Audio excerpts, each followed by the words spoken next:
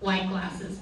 So, then I love tables, and I was at an estate sale, and a lady was talking about BTS, a few people behind me in the line, and I was like, what is that? And she said, beautiful table settings, and she kept talking to this lady, so I pull out my phone, go to my Facebook app, enter beautiful table settings, and it pops up, and I joined on March 29th, 2022. And then my collection grew. You all probably can relate to that, because I think it's happened to most of us. A little bit of background about my profession. I taught for 26 years in public school, private school. I taught everything from pre-K to high school seniors, Latin. I've taught art, I've taught math, I've taught it all pretty much. And then I always had creative side businesses like my dad. And so I did interior design for friends, I designed stationery, and I created invitations. I taught scrapbooking classes in the 90s, and one of my most popular scrapbooking classes was on how to incorporate pattern and color into your scrapbooking pages. And that's what I'm going to show you today, is how to incorporate color and pattern into your designs. At the end, my lovely assistants are going to pass out these cards. On the front, there's just a little rundown about color theory. On the back, there are some QR codes. This QR code takes you to the presentation. So everything you see on the screen and a little bit more will be here. And then I have a QR code for my Etsy store as well. I'm just taking this off. All right, here we go. It's more. It's in the way. The other QR code is for my Etsy store. I typically post my tables here first, but I promise within 5 minutes I have those suckers on BTS. So, then I also have Etsy store. Some of you may have seen my bag. There's also one to give away if it hasn't been a door prize yet, but it just says I'm a dishaholic on the road to recovery. Just kidding!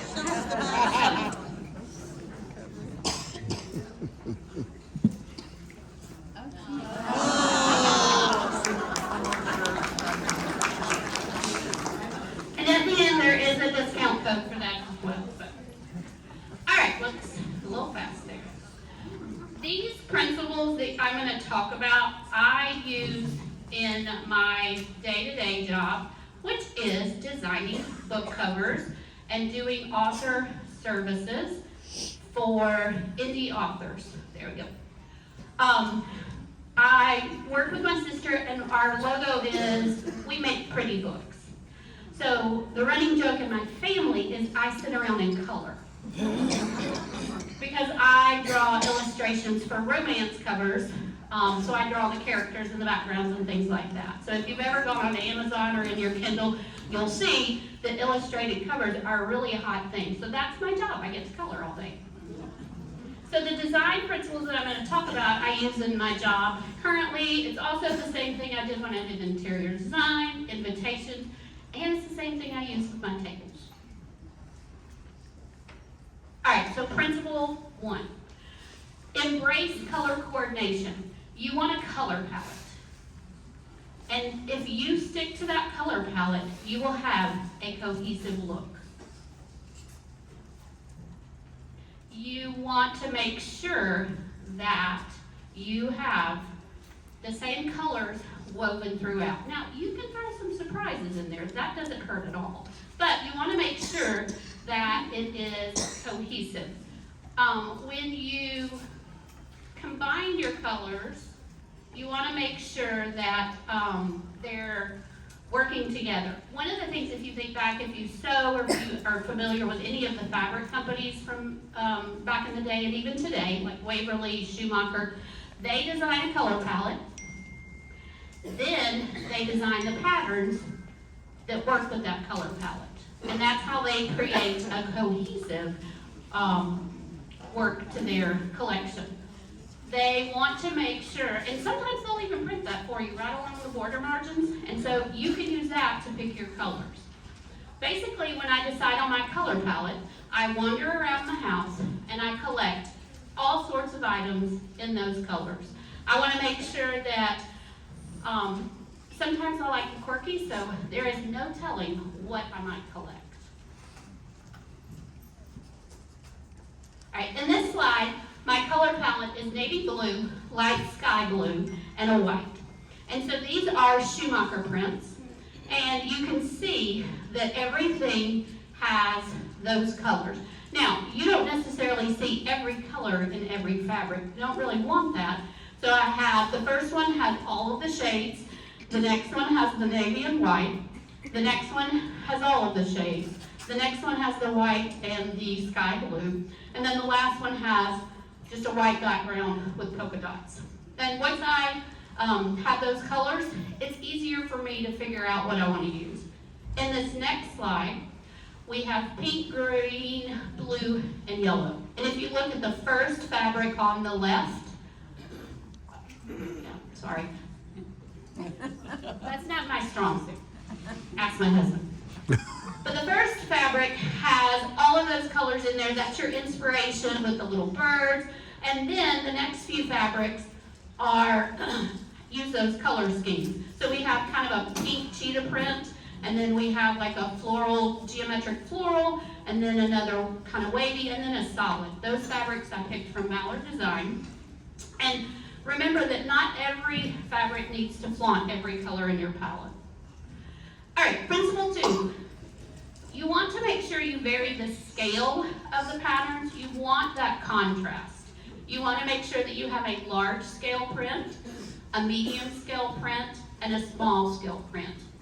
If you have only patterns that are one size, it can kind of create just an image that you're not sure where to focus. So if you make sure you have those patterns in a mixed size, you create harmony and balance.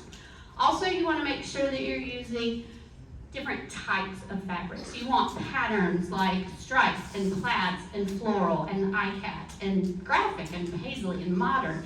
Mix it all up. The more interest you have in your fabrics, the more interest you have on your table. When I have gathered all my items, then I'm starting to look at, do I need something with a larger scale? Do I need to add some small scale size things? That sort of thing. And that's what I'm doing when I'm moving towards to create my table setting. Let's see, here's a simple start that you can do. This is a large scale buffalo check tablecloth from Amazon. In the presentation also, I provided links, if there are links, to some items, but a lot of my items are picked up at estate sales, eBay, so I wasn't able to have links for those, but I do have all of the names of everything up here for you, so you can go on the hunt yourself as well. The medium scale pattern comes from the napkins. These are from Dillard's Southern Living. I think it's called Blue Floral Block. And then I just have a white placemat with my favorite, well, it depends on what day you ask me, Churchill Blue Willow. Once you get the basics, feel free to start adding more. Don't be afraid to add more patterns. Just keep going with the scale, varying those with each pattern you add. So for this table setting, I have Furnival's Old Chelsea Blue, found that at a estate sale. This Atassi tablecloth is from Amazon. These blue striped napkins are from Etsy store, but we have some fabulous napkin people here with us today, so I'm sure they can help you out. The little emperors at the bottom, they were just housed. I found several variations at estate sales. Like you can add patterns on your shelves, like what the shelf has out there. And this is just an arrangement that I asked Dick if I could use from his one of his postings on Facebook. So you've got more pattern in with his vase. And just keep at it. All right, principle 3. This one is probably the most important and often overlooked. Your eye needs a rest. There are a lot of people who comment on my table that they're too busy, and we all have different vibes, different styles. That's okay. So you want to make sure that you have that negative space. You want to frame your patterns. You want to give your eye a rest. So don't forget to add those solids. So for this, I took that table I shared just a minute ago, and I've added some solids. So I added solid glasses, a solid placemat, and solid florals. Now, the glasses, even though they're solid blue, they have texture. So that texture on your solid is going to create more visual interest. So you want to make sure that if you add a bunch of solids, make sure they're have texture. Let me see. It went backwards. That's interesting. All right, so my tables.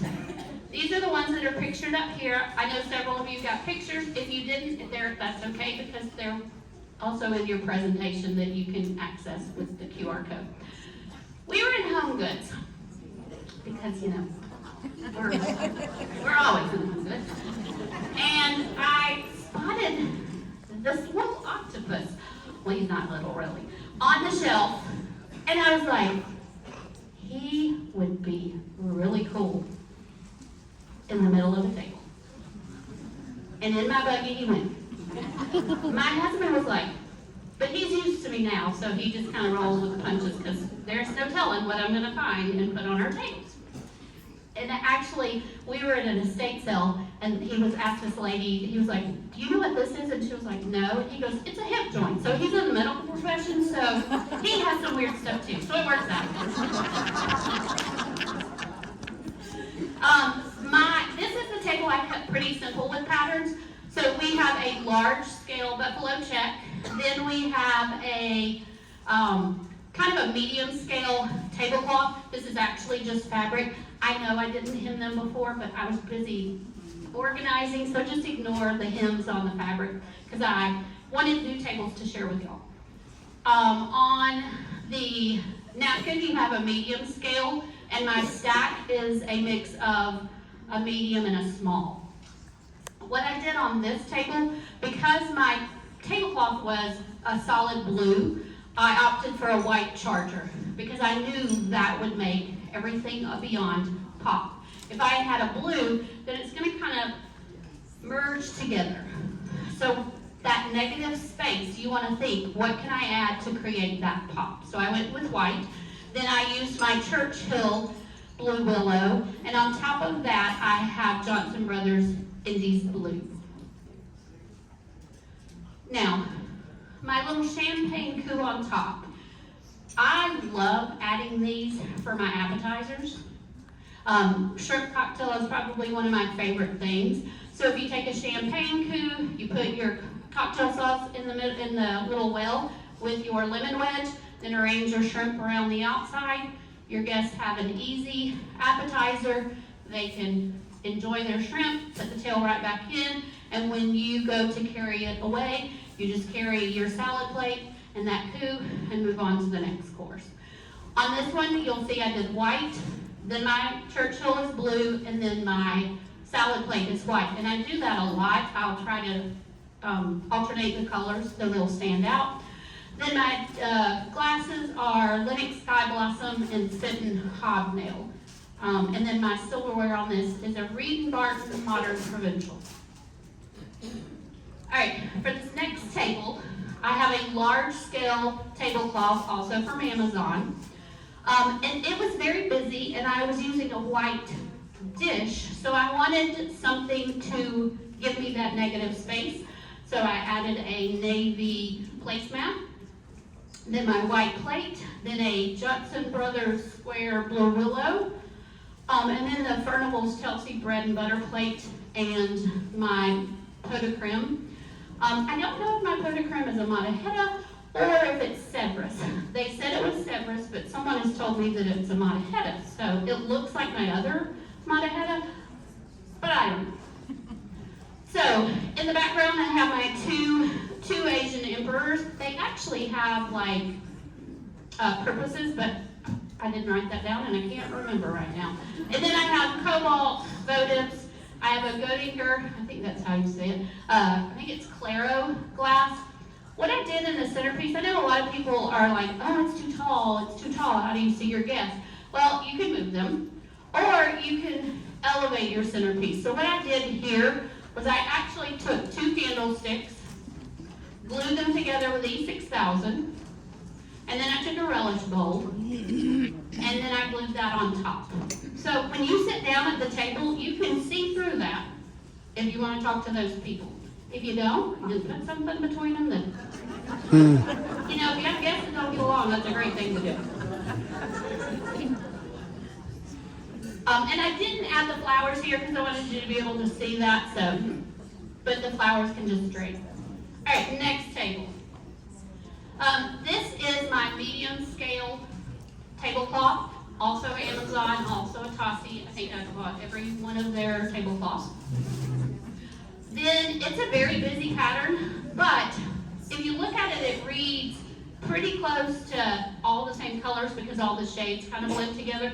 So what I did is I just used a white bamboo placemat from Kim Sieber to kind of frame my stack. I have a mataheta blue lace charger.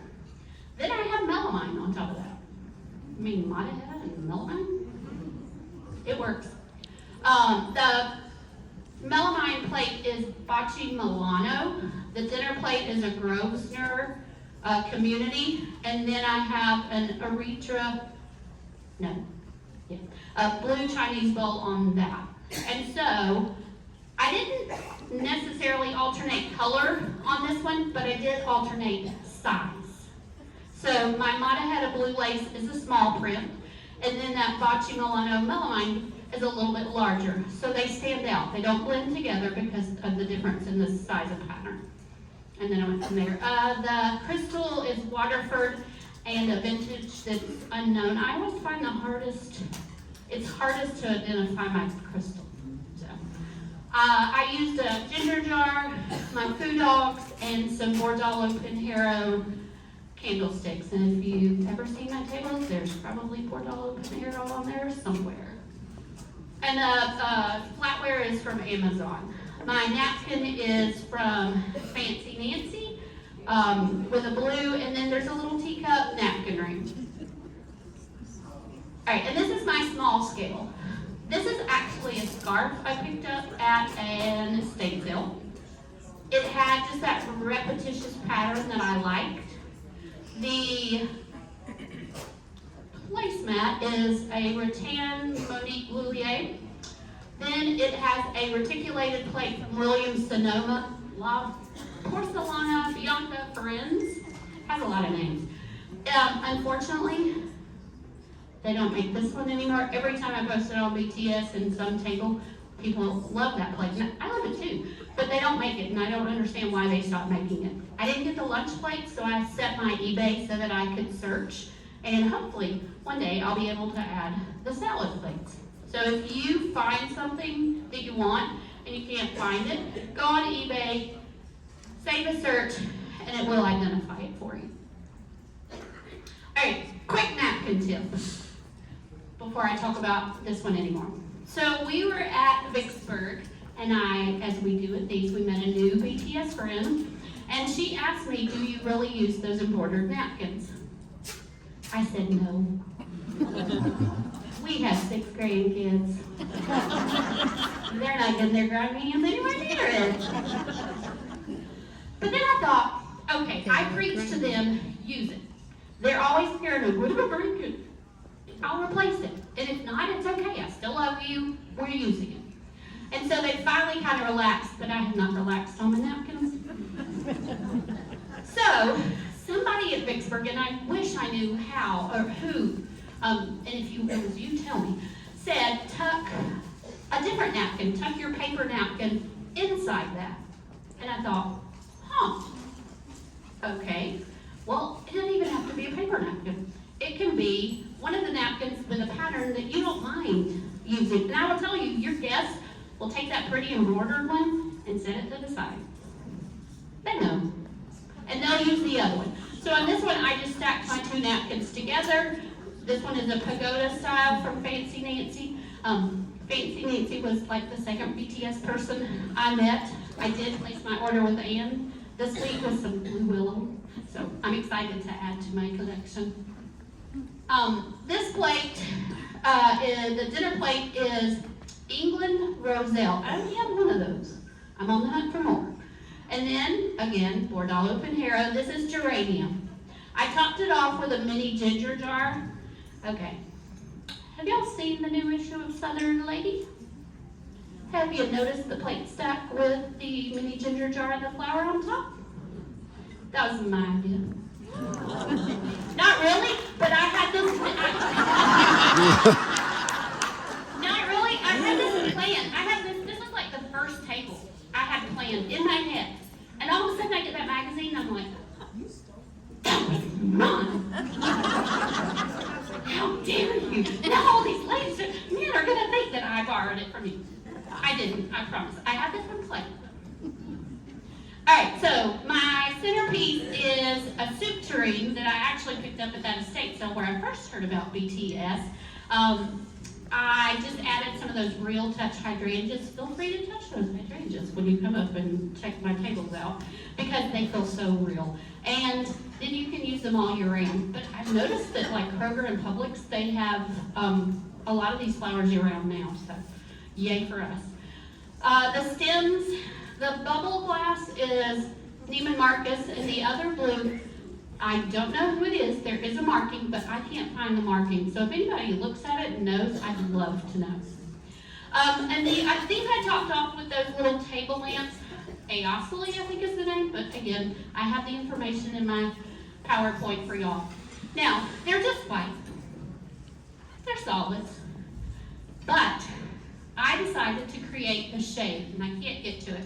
So basically, I used my scrapbook paper because I have a lot left over, and I created little lampshades. And basically what I did is I took my tabletop lamp, rolled it and traced it, cut it out, and then took some scrapbook paper, traced it on there, cut it out, and kind of worked it until I finally got a pattern that worked. So that's what I did with that one. And then some more mini ginger jars. My flatware on this one is a William Rogers Baroque Rose. And that's it for my blue and white tubes. Alright, so let's talk about color now. If you hadn't figured, I love me some color. My house has lots of color. And even some random colors that my husband's like, why is that here? It works, trust me. Alright, so color captivates. Color intrigues, color inspires. Let me go back one. We'll stay there. And so, you know, a lot of people say, well, what about your food? What if it doesn't go with that color? I'm going to be honest with you, I don't think about my food. I want my dishes and my table to look pretty. If my food looks good on it, that's just an added bonus for me. But if you want your food to look pretty too, hey, you do you. That's what I always told my kids when I taught. You do you, boo. Because, you know, they're all so worried about doing everything their friends do. And it's like, no, do what you love, do what you like, do what makes you happy. And if it makes you happy on your table, yay. So you want to, okay, I'll admit, I am a nerd when it comes to color theory. I've taken classes, I've read books, I've taught classes, and so I've devoured the internet to figure out how do you unlock color's mystical powers, because they do have powers on us. They calm us, they excite us, and so they have all of these relationships. So I'm going to teach you the basics. And basically color theory is how to select colors that work together and why they work together and that sort of thing. So we're going to start with the basics. So I'm going to revert back to my elementary art teaching days. Primary colors. These are your basics of all color and design: blue, red, yellow. You can't make the other colors. You can't make these colors with the other colors. These colors always work together. So if you're ever in doubt, blue, red, yellow, they work. Now, there are some sciences and physics and that add green to that, but for design, these are our three primary colors. Next up, we have secondary colors. Secondary colors are your green, orange, purple. They're made by mixing your primary colors. In the color world, it's often called violet, but I tend to call it purple all the time. Next up, we have tertiary colors. These were my favorite colors in my little Crayola 96 crayon box when I was little. These are created by mixing your primary color with your secondary color.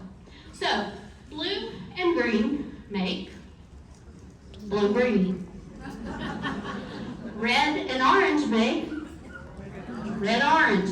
You get the picture. So, these are your tertiary colors. Sorry, waterproof.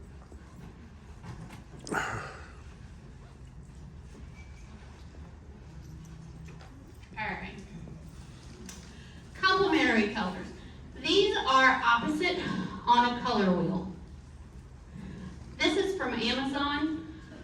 I actually have it for my designing book covers, although there's a program that I use as well, but sometimes I just grab this real quick.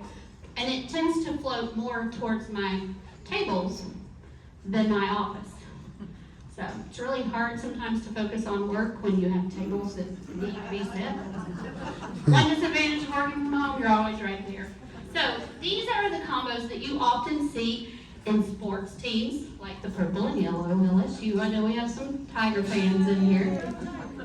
Red and green, Christmas. Blue and orange, lots of sport teams we won't mention.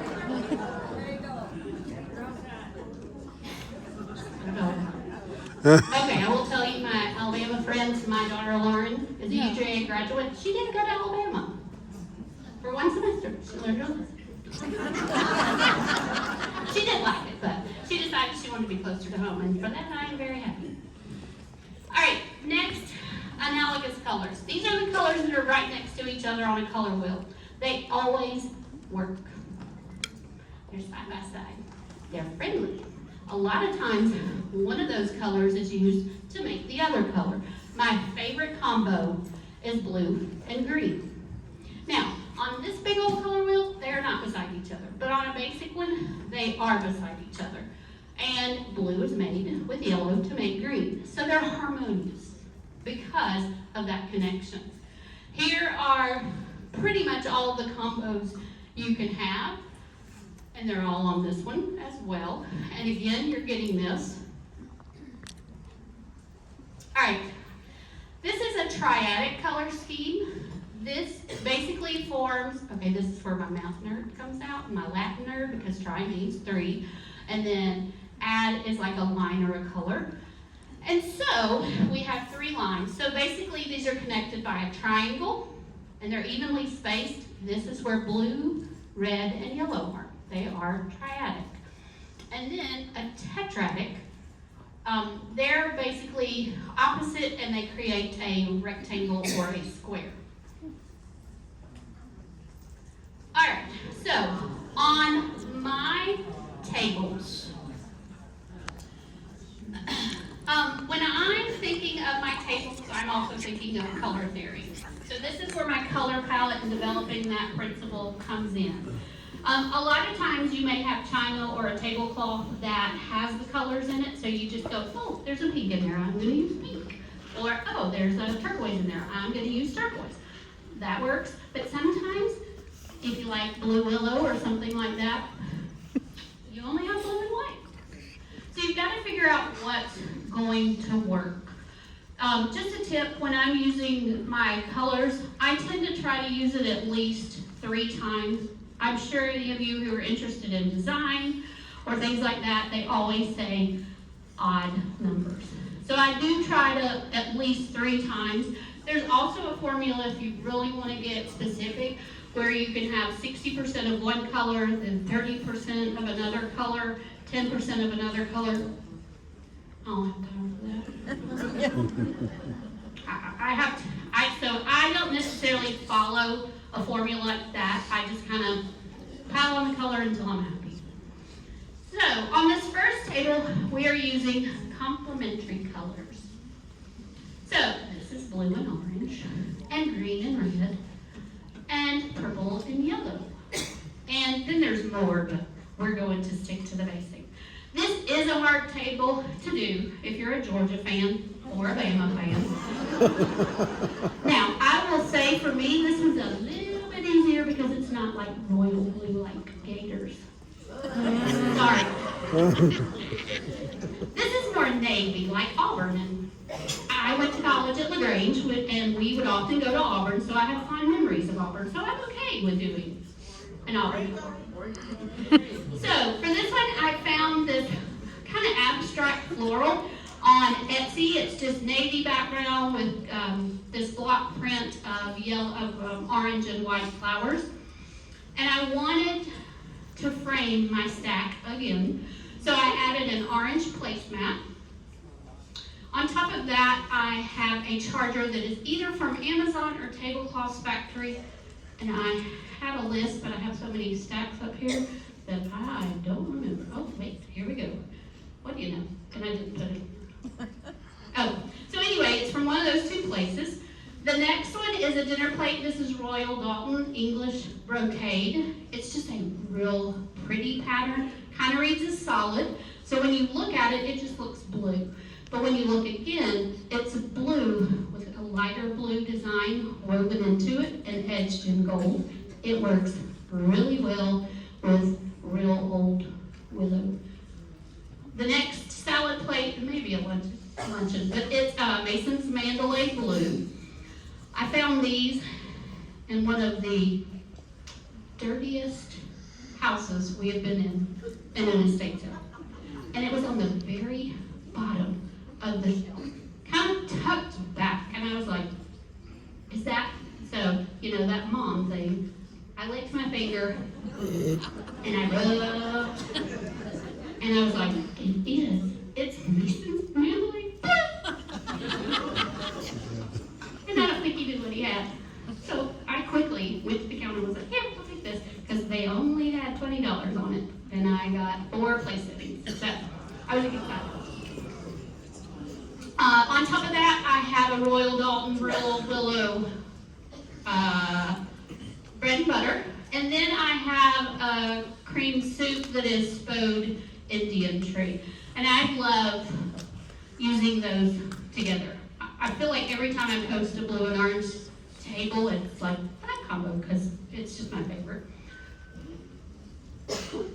I added a pot de creme. This one is a Viking from Germany. And then I added a little Christmas ball salt cellar. My husband is actually the salt cellar collector in our family.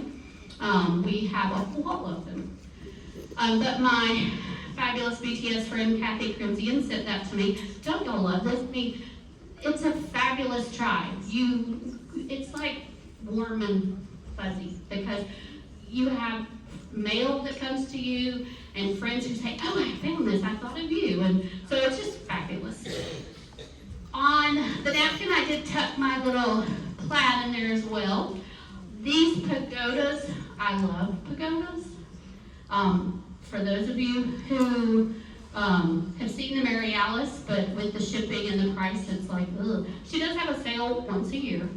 But Dillard's Southern Living has a no pagoda. And it's not that pricey. So check those out if you like the pagodas. These are, I found these at a consignment shop. They're originally from Home Depot. I've stuck boxwoods, milkweed, ranunculus, all in there. Okay, and then the fun part of this table, the little gold elements tucked in, those are finials from curtains. We went to this estate sale, and on the floor there was this bag. I opened it up and I'm like, these are really cool looking, but they're for curtains. So I'm sitting there looking at it, and the screw on the bottom, I'm like, I can just take that off. Or if it won't come off, I'm gonna make my husband cut it off. So, they're finials. but they add texture, they add that pop of gold. And then one of it, it's not a finial, but it connects the two longer rods. And so I didn't even take the screw out of that one because you could add a candle there. And then I have a drink shaker with my little palm tree. And then in this one, I think I cut out on the picture my palm tree candlesticks, more gold. And then I just used my Gorham Strasbourg on this. You know, probably in the 90s and 2000s, I would not mix my metals. But now I will, so I don't mind using that. I haven't really found a gold flatware that I love, so I just kind of stick with those. My goblets are Jamestown gold, and the orange champagne flute because we love mimosas in my family, and the little periwinkle with the gold. I picked those up from Justin before his shop closed, and so we have gotten lots of use out of those, lots of fun. All right, this next table, so I'm checking time. This next table is your complementary color, your primary colors. Oh, hello. Let's just go through it all. Speed. All right, so we have blue, red, and yellow. This is my Sandy Lee table. She was actually the first BTS person I met. She had an event in Columbus, which is 2 hours from me, and she posted on BTS and said, "Is anybody interested?" And I said, "Well, would it be weird if I drove 2 hours?" No, come on! And so I did. And so I had posted a table where I used Mod Podge and a wooden circle and fabric. And she said, "Ooh, I used this," and it was Kaspari napkins, and I love those napkins. And so I was like, "Oh, I'm going to try that." And so she had made, hers were round, but she had made some similar, and she's like, "No, they're kind of a booger because they like to wrinkle." And so I have tried every trick in the book that I have read about on Pinterest to get this flat, and I'm going to set it up here. It just does not, it keeps wrinkling. I've tried every trick, but so all I did was open up the napkin and lay it down like a placemat. For a while it had a little crease in it, but now it's gone, so it's all good. Then I tucked my paper napkin into my Fancy Nancy ginger jar napkin. I did these, she had them in gold, and I said, "Could you try green for me?" So she did, and I love them. I'm so happy with the green. I have my Tulipier. This is the table I actually used this on, but it didn't really work down there, so I just made the podium pretty. Then I have some red Ajka Arabelle flutes, or champagne, no, those are wine. And then the red one, I haven't identified that one. I haven't been able to identify that one. And the flatware on this table also came from Sandy. So, all right, next one. My analogous colors, blue and green, my favorite. I mean, to me, God's most beautiful creation was our front porch, Bradley Acres. Growing up, I'm the 4th generation Bradley who's been on that farm, raised on it, and we would sit on our front porch and overlook the pasture, so green, and right above that, some green mountains, and then the blue sky. I mean, to me, that was God's most beautiful creation, and it's my favorite. I recently posted a perfect combination with purple and green. It's not my favorite, but I love blue and green. So, this one, I used kind of a quirky Waverly fabric. It's a chinoiserie, but it's circus. So we have animals and entertainers on here. And then I added my Borzalo Pinheiro cabbage charger. If you don't have those, set your eBay search. They are the most versatile item in my collection. I use them with everything. On top of that, I have this lattice plate from Nova Studio. And then I have my Liberty Blue. And then I have a white plate. I think it is a Nortaki. Let's see, here we go. It is Nortaki French Charm. On top of that, I have a Burley Regal Peacock topped with another champagne coupe. There are flatware on this that have blue flowers. It is from an online store called Vivo Veronica. She has some cool things. They're very selective, very curated to a specific vibe, but she has some interesting things on there. Then I have a Durand blue, sapphire blue glass, anchor hawking, and then another Durand cordial. Now, this little tip on this table.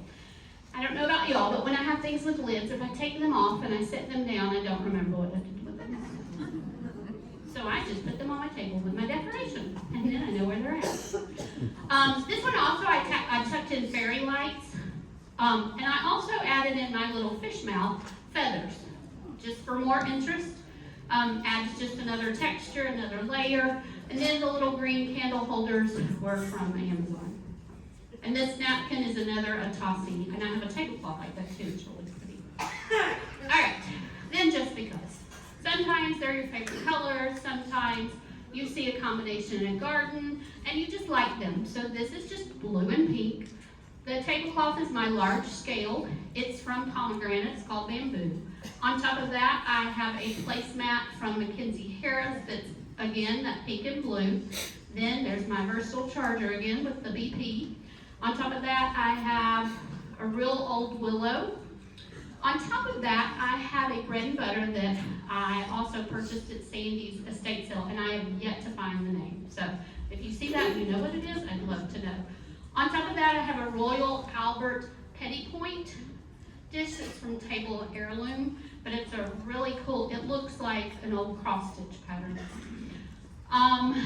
The urn is a JUW7, and it's just a Chinese manufacturer. I don't know how old it is, but it has a really cool texture with a little 3 divided bowl and a bird on it, and more greenery from Greenery Market.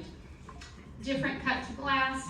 If you haven't been up to see it, the glass that's up there that's kind of a gradient of a pink, I have no idea what that is. It was at an estate sale, but it is the coolest shape if you haven't seen it. And on this, I think I used my Burke's Louis de France, which looks so much like Gorham Strasbourg. I have to put my glasses on to look at the back to see which is which. So if you want some silver plate that looks really good, it looks fabulous. They're a Canadian company, though not made in America, so you can always still add your livery. I already picked out some. All right, so at this time, my fabulous assistants are going to pass out the QR